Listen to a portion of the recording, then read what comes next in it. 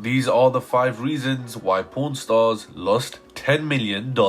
Remember to subscribe to the channel and turn the post notification bells on so you do not miss any of our videos in the future. But without further ado, let's dive into number 5.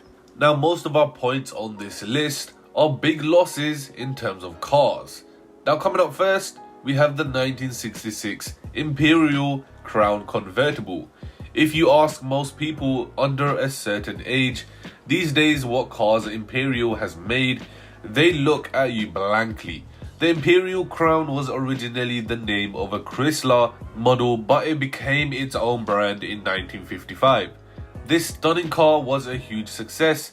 We're not sure how much the car cost the gold and silver pawn shop at the outset, but apparently it took the old man a full 15 years to convince the seller to sell it to him.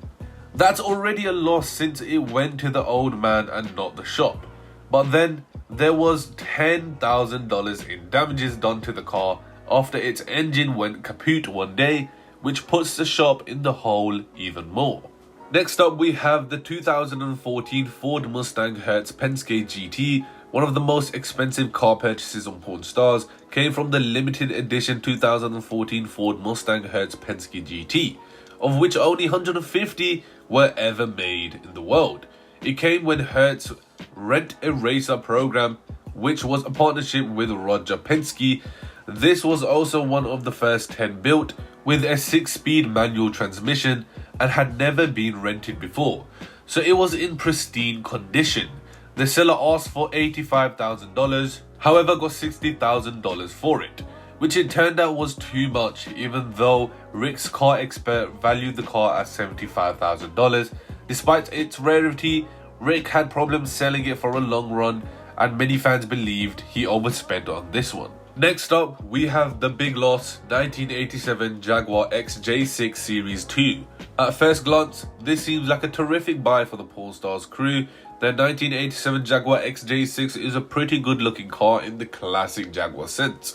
It had 113,000 miles on it when it was brought into the shop, and the owner wanted $5,000 for it. Rick offered $2,200, then $2,500, and that was the selling price.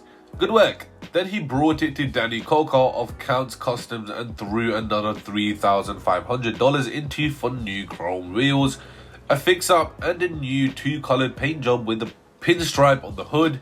So they only sunk $6,000 into this one and could have sold it for more, but the big loss came when Rick turned around and gave it to the old man.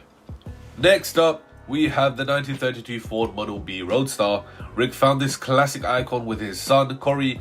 It was a hot rod designed by Henry Ford himself, with 500 horsepower, a folding convertible top, and the roll-up windows. The only problem was the owner was asking $105,000 for it. Rick's experts put the value between $70,000 and $75,000, and they finally whittled the price down to $68,250.